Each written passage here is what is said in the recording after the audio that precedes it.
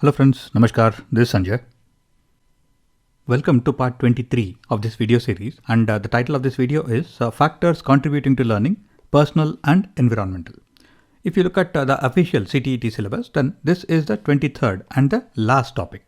The next topic, that is RTE, NCF and NEP, is something that I have added because very often we see questions around these three areas. But this topic, Factors Contributing to Learning, Personal and Environmental, is the last topic in the official syllabus. And as usual, you'll find this video in both English and Hindi versions on our channel. This is going to be a relatively simple topic because you'll realize that many of the concepts that we will talk about have already been covered in some of the previous videos. So this video is like a revision of many of the previous videos. We'll start this video by understanding what are these factors which contribute to learning. Then we will look at personal factors and environmental factors such as physical, social, media. We will discuss about how can we create an ideal learning environment. And we will end this video with some sample questions from previous question papers. So let us get started. First of all, what are these factors contributing to learning? A better way of understanding this topic is think of all the factors that can affect learning. And factors which affect learning positively are factors contributing to learning. But in this topic, we will also be looking at factors which negatively affect learning.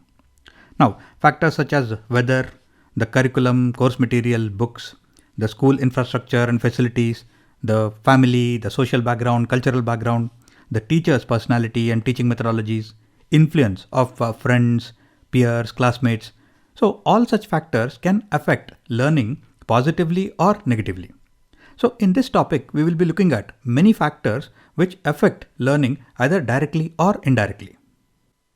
The factors that contribute to or affect learning can be divided into two main categories.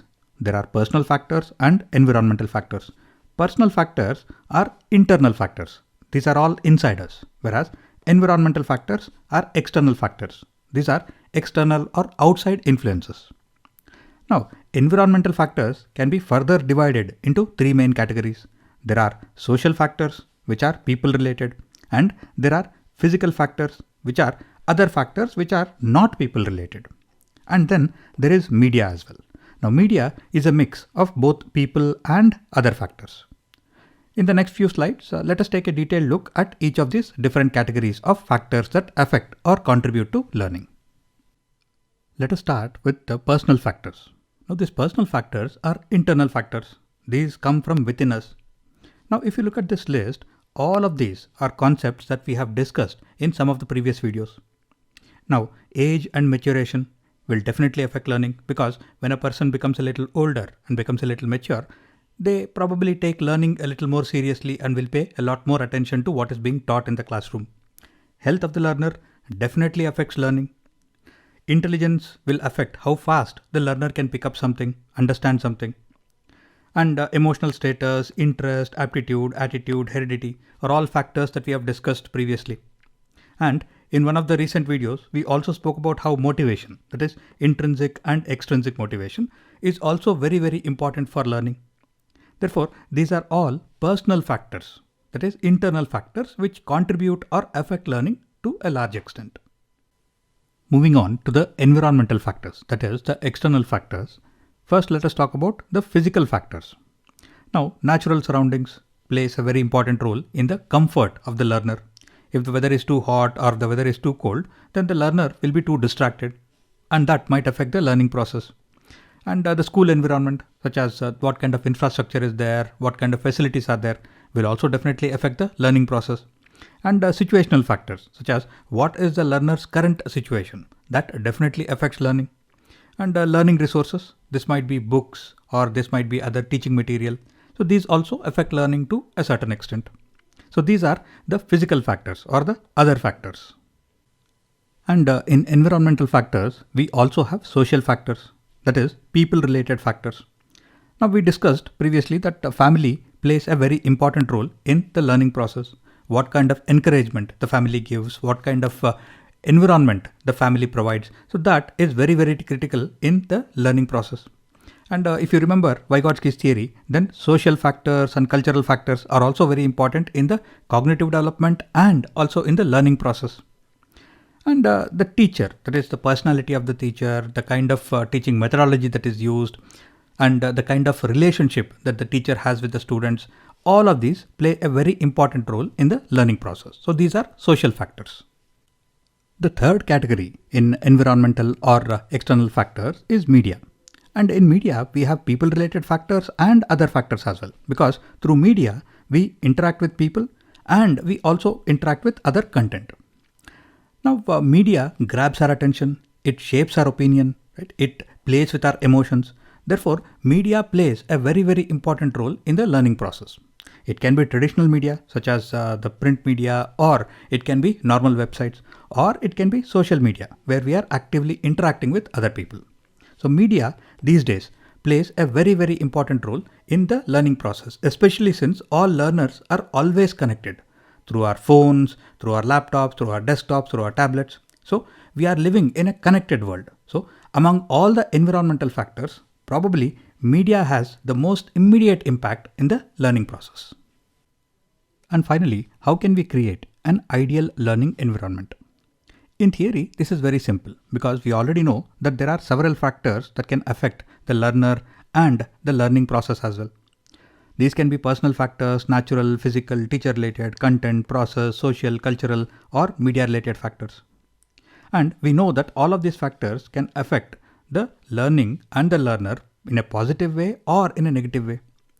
If we identify which of these factors are affecting the learner and specifically which of them are affecting the learner in a negative way, we can take the corrective action or the preventive action to minimize the negative effects. By minimizing the negative effects of any of these factors and by maximizing the positive effects, we can automatically create an ideal learning environment. But in practice, this is quite difficult because to identify which factors are affecting the learner and how they are affecting the learner, we have to pay individual attention to each learner. And each learner can have different factors affecting him or her in a different way. So identifying the specific factors and the specific ways in which these factors are affecting the learners becomes very, very important in creating an ideal learning environment. Next, we'll solve some sample questions from previous question papers which are connected with this topic. The first question is, which of the following is an environmental factor which impacts learning? Now, environmental factor is an external factor. Now, if you look at the options, attitude comes from inside us, comes from within us. Motivation is also an internal factor. Personality traits is also an internal factor. School is an external factor and an environmental factor. Therefore, school is the correct answer here. Which of the following factors is not responsible for students' failure in academic performance? So here there are 4 factors and we have to identify which one of them is a positive factor, because the negative factors are responsible for the student's failure in class, whereas the positive factor is not responsible for the student's failure in class. Now, boredom, stress and fear are negative factors, whereas curiosity is a positive factor. Therefore, curiosity is definitely not responsible for students' failure in academic performance. The next question is asking us that children's engagement with learning in schools is influenced by which of the following factors. So here we have been given 4 options and we have to identify which of these factors can influence learning in school. Now, the first one is socialization by the family. We already discussed that family plays a very, very important role in the learning process because the kind of environment that is provided, the kind of support that is provided by the family is very, very critical for learning. And peer relationship is a social factor. And then we have cultural factors or cultural values, and self-esteem, that is an internal factor. Now, all of these can influence learning to a large extent. Therefore, the correct answer is option 3, which is 1, 2, 3 and 4. The next question is asking us, should a teacher be considered as an authority figure within the classroom who cannot be challenged? So this question is asking about the kind of relationship that a teacher should have with the children in the class. Now, you had some very strict teachers in your school and in your college who are authority figures, who are not open to being challenged, who are not open to being questioned. So how would you interact with such teachers? Now, even if you had some doubts, you would not ask those questions in the classroom because you don't want to make the teacher angry. Right? So you would keep your interaction with the teacher to the bare minimum.